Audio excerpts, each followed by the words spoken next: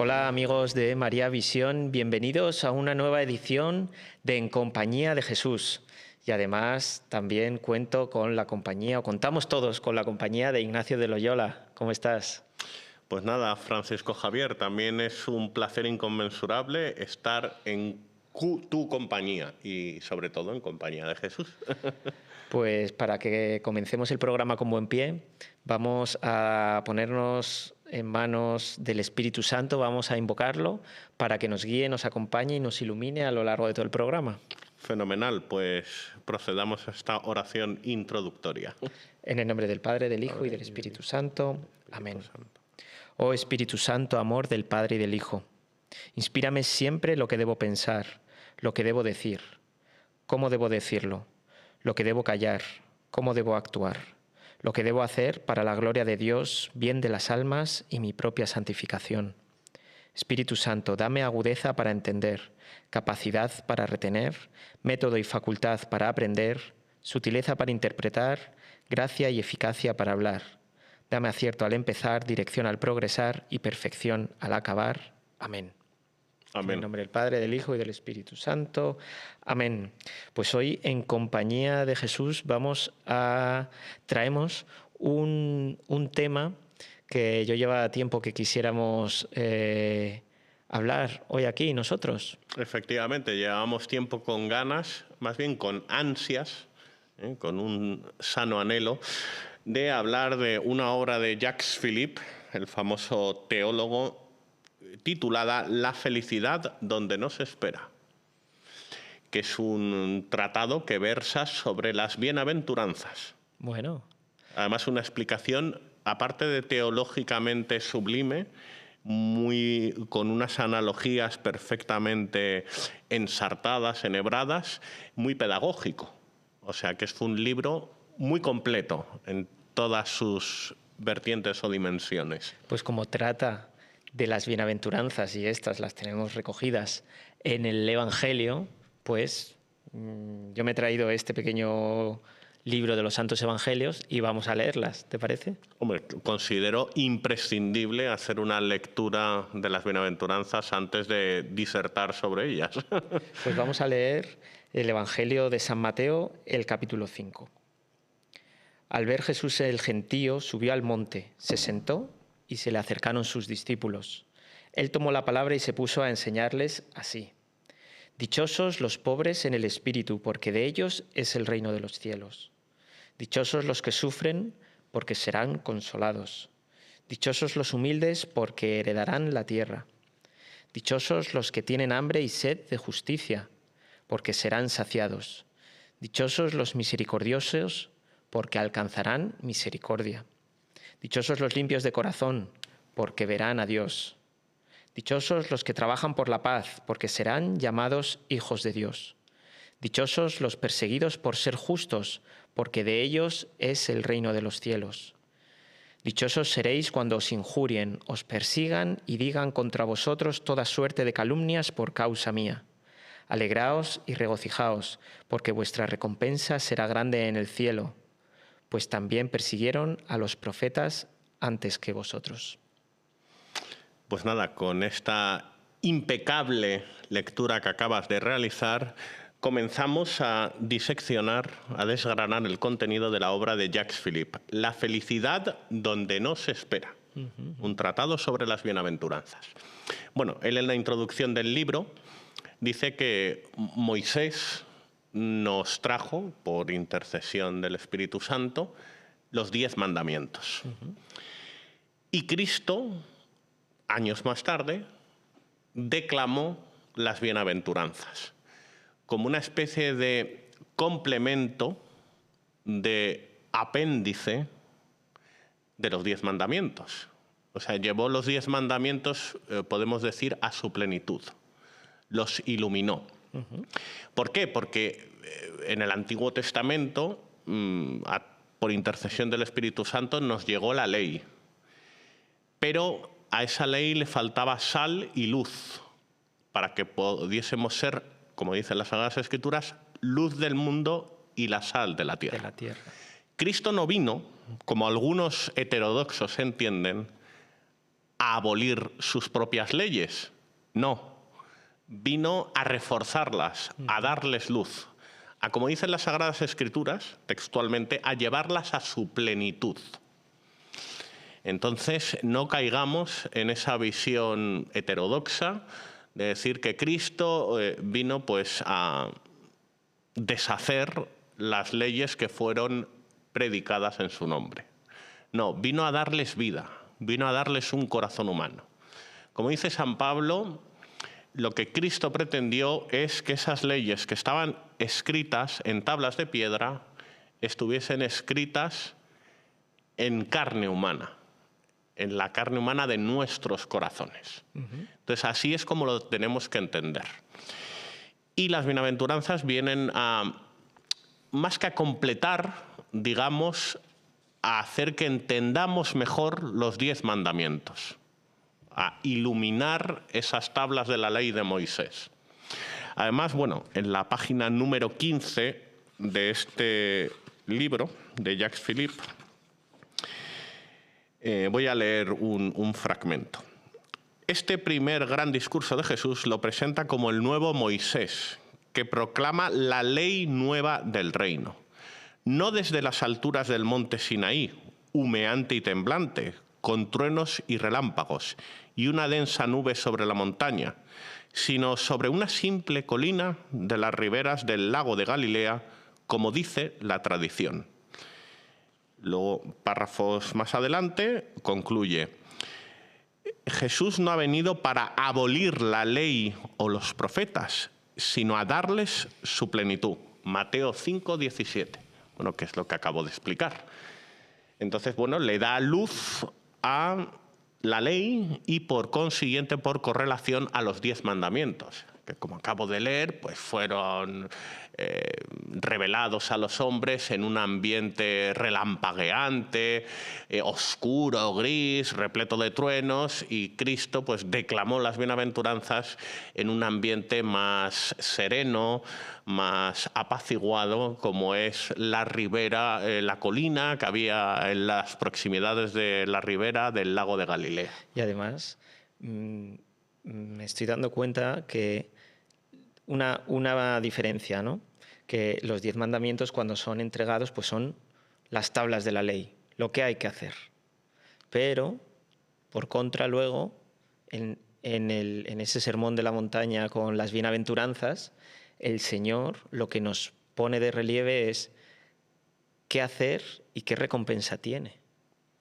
Efectivamente. Y yo no creo es simplemente una serie de puntos a seguir, sino que cuál es esa recompensa que va a tener, claro, en el cielo el día de mañana, ¿no? Si llegamos a alcanzarlo, si somos bienaventurados.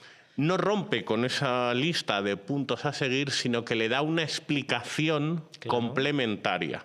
Una explicación luminosa que nos haga entenderlos mejor. Por consiguiente, las bienaventuranzas nos llevan a comprender mejor los 10 mandamientos y a vivirlos de una manera más alegre, más misericordiosa, más piadosa. Nos llena de esperanza. De esperanza, nos llena de esperanza el conocer que podemos alcanzar por el cumplimiento de esas leyes. Efectivamente. Y eso nos explica de una manera más pedagógica cómo no solo cumplir los 10 mandamientos, sino llegar a la santificación. Nos demuestra que el catolicismo es cumplir una serie de normas, eso es una parte fundamental, no incurrir en determinados pecados, pero que va más allá del cumplimiento de unas normas y de evitar unos pecados, sino que tenemos que llenarnos de amor, de esperanza, de fe, de misericordia. Entonces, bueno, pues complementan lo anterior, pero no rompe con ello. No hay que entenderlo como una ruptura, sino como una prolongación, como una culminación de lo anterior. Eso es importante subrayarlo. Que me perdonen mis telespectadores si caigo en redundancias o lo repito machaconamente. Bueno, pero las cosas claras hay que dejarlas claras. Efectivamente, para que se queden bien sedimentadas en nuestros intelectos y selladas en nuestros corazones. Pues nada, vamos a empezar a hablar, iluminados por Jacques Philippe, de cada una de las bienaventuranzas. Muy bien. Ahora bien, creo que antes de empezar, el propio teólogo Jacques Philippe dice que todas las bienaventuranzas están estrechamente relacionadas entre sí. De hecho, bueno, él nos alienta a empaparnos de todas ellas, pero dice también que muchas veces es recomendable que cada persona, en base a su personalidad, a su lenguaje del amor, se centre en vivir de la manera más santa posible tan solo una de ellas. Porque quien de verdad vive de manera santa una de ellas, al final, por correlación, acaba adquiriendo todas las demás. Claro, tiene sentido. Efectivamente, porque están intrínsecamente relacionadas las unas con las otras. Por ejemplo, bienaventurados los pobres de espíritu.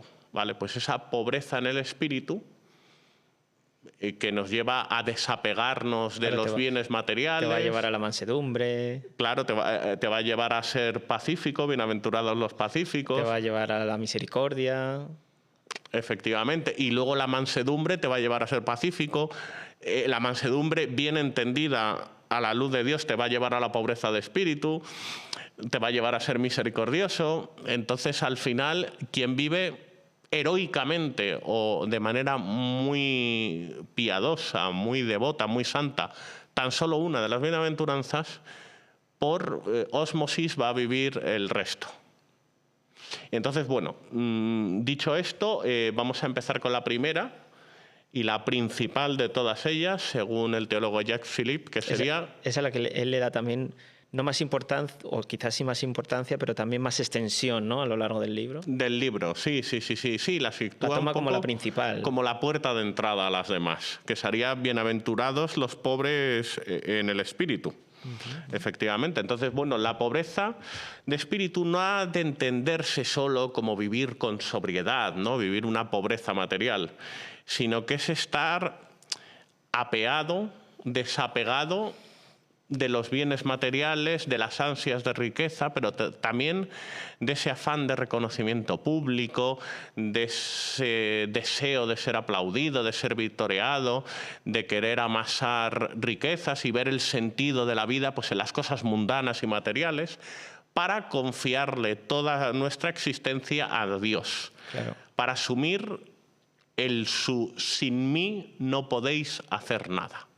Vernos pobres, despojarnos de toda soberbia y decir, Señor, sin ti no soy nada. Eso es, al final esa pobreza de espíritu nos lleva a vaciarnos de nosotros mismos para dejar que entre Él, entre Dios en nosotros, y que sea no solamente que actuemos de acorde a la ley de Dios, sino que sea Él quien actúe en nosotros. Para que sea Él el que actúe en nosotros. Entonces, lo único que tenemos que hacer nosotros, en uso de nuestra libertad de obrar, es decirle que sí. Señor, hágase en mí tu voluntad. No, Señor, haz que yo haga tu voluntad. No, yo te dejo entrar para que seas tú el que haga tu voluntad en mí, porque yo por mí mismo no puedo. Y entonces esa es la más genuina y pura pobreza de espíritu. Y además, qué gran ejemplo tenemos ahí con la Santísima Virgen María. Claro, en el fiat de la Virgen María, ella lo dijo. Efectivamente, he aquí la esclava del Señor, hágase en mí según tu palabra. O sea que de nuevo tenemos ahí el ejemplo, el mismo ejemplo de la Madre de Dios y Madre nuestra. Y que le vino a decir a Cristo, sin ti no puedo hacer nada. Y lo dijo una persona que estaba completamente liberada, sin tacha, sin mancha de pecado original. Incluso la Virgen María le vino a decir a Dios que sin él ella no sería nada. He aquí la esclava del Señor, hágase en mí según tu palabra. Y además así se le atribuye la bienaventurada Virgen María. Y la bienaventurada Virgen María, por lo cual aquí vemos la relación directa con las bienaventuranzas. Claro, es que nada es baladí, nada es fortuito o casual. en las Sagradas Escrituras. Todo está perfectamente interconectado. O sea, es una analogía tan perfecta la que se ve entre distintos pasajes y una coherencia de las Sagradas Escrituras, y no solo del Nuevo Testamento, sino con respecto al Antiguo, que yo creo que rebasa la capacidad humana. Bueno, no creo, no, la rebasa. ¿No?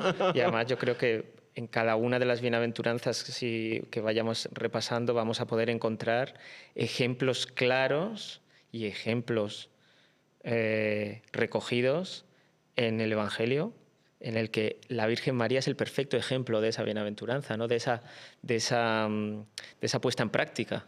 Bueno, porque para ser pobres en el espíritu, realmente para decirle al Señor, sin ti no puedo hacer nada, hay que hacerlo a través de María. Ad Jesum per Mariam, ¿no? A Jesús por medio de María. Entonces no podemos ser pobres en el espíritu si no tenemos en cuenta la ayuda indispensable de nuestra Madre. Y además nuestros santos de cabecera de este programa, que son San Ignacio de Loyola y San Francisco Javier, ellos mismos en su vida espiritual, su vida interior, reflejándolo luego en sus actos y acciones, fundando esa compañía de Jesús, ellos también hacen, pues, de esa pobreza de espíritu un motu propio, ¿no? Es decir, y lo ponen todo en manos de Dios para salir al mundo y proclamar el Evangelio y el reino del Señor. Bueno, además, como he contado en otros programas, San Ignacio de Loyola, mi santo, se desprendió de las vanidades del mundo para abrazarse de forma abnegada e incondicional a Dios. O sea que mejor ejemplo de pobreza de espíritu es difícil de encontrar. Pues nada, bueno, abordada la pobreza de espíritu, vamos a pasar con bienaventurados los que lloran, porque ellos serán consolados. Entonces ahí, pues claro, las personas que sufren tribulación, pero que buscan enjugar sus lágrimas en el Señor, al final serán consoladas. Pero claro, no de la manera que nosotros queremos. Claro, yo diría más que al final serán consolados, tienen que tener por seguro que serán consolados. Efectivamente, para que su fe sea verdadera. Aunque eso tarde en llegar, porque cuando las cosas tardan en llegar y no llegan de la manera y en el tiempo que nosotros queremos, eso fortalece la virtud de la esperanza, para que esperemos contra toda esperanza, como dicen las Sagradas Escrituras. Entonces, claro, si todo nos viniese justo en el instante en el que se lo pedimos a Dios, no nos forjaríamos de verdad en una esperanza contra toda esperanza. Tiene que haber un punto de desesperación. Tenemos que enfrentarnos a la desesperanza para que esa esperanza se termine de acrisolar, de culminar. Así es decir, nuestra propia humanidad tiene que entrar en juego, ¿no? Efectivamente. Y tenemos, pues, que estar al borde de esa desesperación. Tenemos que, pero para ir cultivando, pues, todas esas virtudes. Efectivamente, efectivamente. Lo experimental, la experiencia de la vida, en diálogo con Dios, pues es lo que nos hace ir descubriendo caminos que antes nos podían parecer intransitables. Pues nada, continuamos. Bienaventurados los mansos. Esto es una mansedumbre, pues, de la persona que busca, pero no es una serenidad en términos de relajación, de estar tranquilo, sino es una mansedumbre de corazón, de desprenderse, pues, de las ansiedades y depresiones con que nos aflige el mundo. Una mansedumbre en Cristo. Y eso no hay que confundirlo con la mansedumbre de quien es muy tranquilo, de quien nunca se crispa, que bueno, algo de conexión puede tener, pero es algo más espiritual, más interior, igual que, como hemos dicho, que la pobreza de espíritu. No es, como entiende mucha gente, una pobreza en el sentido material, no, es la de sentirse pobre, sentirse que sin Dios no puede hacer nada. Y cuando no podamos ser verdaderamente mansos, pues para eso tenemos que ser pobres de espíritu y pedírselo al Señor. Y ahí es donde acabaremos hallando, pues, regocijo, calma y, como dice la bienaventuranza, mansedumbre. Pues nada, siguiente. Bienaventurados los que tienen hambre y sed de justicia. Claro, aquí no hay que entenderlo tampoco, como lo entiende la mayoría de las personas, con querer implantar una justicia social en la que ajusticiemos a otros para fomentar una especie de igualdad, donde unos sean desposeídos y los otros sean cubiertos de riquezas, ¿no? No hay que entenderlo solo en términos de justicia social, sí que tiene conexión. Tenemos que intentar... Pero es más allá que eso, claro. Claro, claro. O sea, tenemos que ser portadores de justicia social en este mundo de desigualdades, por supuesto, pero esto va mucho más allá. Esto es la justicia del reino de Dios llevada a otros. Y claro, para llevarla a otros, primero tiene que adentrarse en nuestros corazones. Entonces, en el Padre Nuestro imploramos esa justicia de Dios. Cuando decimos Padre Nuestro que estás en los cielos, santificado sea tu nombre. Venga a nosotros tu reino y hágase tu voluntad, como se hace en el cielo, se haga aquí en la tierra. Entonces, esa es la verdadera idea de justicia. Es la justicia que se proclama en las bienaventuranzas. De hecho, si no lo entendemos así, podemos caer en el error de entender la justicia como el hecho de ajusticiar a otros, de darles un escarmiento, de darles su merecido.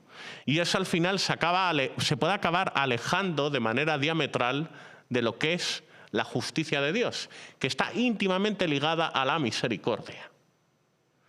O sea, la justicia del reino de Dios sin la misericordia, y esa misericordia sin la justicia, claro, no serían, acabarían siendo dañinas. Claro, fíjate las palabras que se utilizan en el Evangelio, que recordamos que son inspiradas por el Espíritu Santo. Por eso forma parte de los Evangelios, ¿no? Pero que es bienaventurados los que tienen sed y hambre de justicia, no los justicieros. No los justicieros, efectivamente, que al final se acaban volviendo en lo opuesto a la justicia de Dios. Entonces, esto no es ajusticiar en el sentido cruel y crudo de la expresión, sino algo bastante distinto. Y, por ejemplo, Jesús, cuando estaba en la cruz, dijo, tengo sed. Esto se puede interpretar como que tenía sed de beber agua. Bueno, es posible que tuviera ese tipo de sed, pero según Jacques Philippe, ese tengo sed tiene un valor mucho más trascendental, que es sed de justicia. Sed de justicia en este mundo en el que impera la injusticia. En este mundo que me ha crucificado. Tengo sed. Y por eso se dejó crucificar. Para que esa sed de justicia fuese saciada. Y sed de almas. Y sed de almas, efectivamente, claro. Y sed de... Él quiere salvar a todas las almas posibles. Claro, claro, porque para que reine la justicia de Dios tiene que imperar primero en las almas. Porque la palabra de Dios tiene primero que filtrarse en nuestras almas para desde dentro expandirse hacia afuera. Y así es como tenemos que entender nuestra fe. Bueno, siguiente, bienaventurados los misericordiosos. Esta está íntimamente ligada, como podemos ver, con bienaventurados los que tienen hambre y sed de justicia, porque muchas veces tenemos una visión contrapuesta de la misericordia y la justicia. Y yo tras leer esta visión que da Jacques Philippe de la justicia, veo que es un correlato indispensable, algo inseparable de la misericordia. De la misericordia, ¿verdad? Es como un corazón que tiene el ventrículo derecho y ventrículo izquierdo. Pues uno de los ventrículos sería la justicia y el otro la misericordia, de un mismo corazón palpitante. De esa manera, pues sabemos que Dios es eternamente justo, pero también eternamente misericordioso. Claro. Y que si queremos que la justicia de Dios se extienda entre los hombres, tenemos que implorarlo y predicarlo con misericordia, porque si no nos acabaríamos volviendo, como bien has dicho, en unos justicieros, que es lo contrario a ser justos. Bueno, bienaventurados los limpios de corazón. Bueno, pues esta limpieza de corazón, al final, quien se acaba volviendo pobre en el espíritu, quien se acaba tornando en manso, quien se acaba volviendo justo y misericordioso, es que la adquiere... Esa limpieza de corazón, claro. Claro, la adquiere inmediatamente, sin darse cuenta. Esa pureza de corazón. Y además que se continúa, ¿no? Porque ellos verán a Dios. Es decir, esa pureza del corazón nos permitirá verlo. Efectivamente, que claro, también estar presente en el paraíso. También hay que tener esa motivación del premio que recibiremos por nuestras buenas obras y sobre todo por el germen de nuestras buenas obras, que es la limpieza de corazón. Porque, como hemos dicho, todo en la vida espiritual tiene que partir desde dentro, desde las interioridades de nuestras almas, para que se materialice fuera. Bueno, vamos a ir con la última porque tenemos que cortar. Bueno, esta sería la séptima, que es bienaventurados los pacíficos. Claro, tampoco hay que entenderlo, reducirlo solo a pacíficos en el sentido de no soy violento, pido la paz en el mundo, quiero la ausencia de guerras. Por supuesto que bienaventurados los pacíficos abarca todo eso. De hecho, cuando rezamos por la paz, pues tenemos especialmente presente la ausencia de guerras. Pero esa paz va mucho más allá. Es la paz material, pero también la paz del alma, la que se nos atribuye a través de la mansedumbre, de la limpieza de corazón. Así de nuevo está todo relacionado. Claro, ¿no? Es que está todo íntimamente relacionado. Y luego, por último, para terminar, bienaventurados los que padecen persecución por causa de la justicia. Las personas que son perseguidas por defender la palabra de Dios. Claro, en países lejanos son personas que son torturadas en cuerpo y alma, que son laceradas, que sufren una persecución expeditiva, sádica. Aquí en Occidente, pues la persecución de la que podemos ser víctimas es más psicológica, más espiritual, no es tan corporal, que es algo que en cierto modo tendríamos que agradecer, ¿no? Pero bueno, con esto quiero instar a los telespectadores a que cada vez que alguien trate de arrinconarles, de marginarles por su condición de católicos, que se sientan orgullosos de que están haciendo bien las cosas. Porque bienaventurados los que padecen persecución por causa de la justicia, es decir, por defender la justicia divina. Y además dice porque de ellos es el reino de los cielos. Efectivamente. Entonces, en vez de afligirnos, de atribularnos por que otros viertan desprestigio contra nosotros por nuestra condición de devotos católicos, pensemos que eso nos hará merecedores de la vida eterna. Pues Ignacio, hasta aquí el programa de hoy. Bueno, me congratula haber hecho una disertación resumida de cada una de las bienaventuranzas, pero bueno, me congratula que hayamos llegado a abordar sintetizadamente cada una de ellas. Pues damos gracias a Dios por haber llegado hasta aquí, por haber podido compartir este tiempo y este espacio. Así que, Ignacio de Loyola, hasta la próxima edición de En Compañía de Jesús. Nada. Será una bienaventuranza para mí volver a participar en otro de estos programas. Pues a todos los que nos veis, muchas gracias también por acompañarnos. Que Dios os bendiga y nos vemos en una próxima edición de En Compañía de Jesús.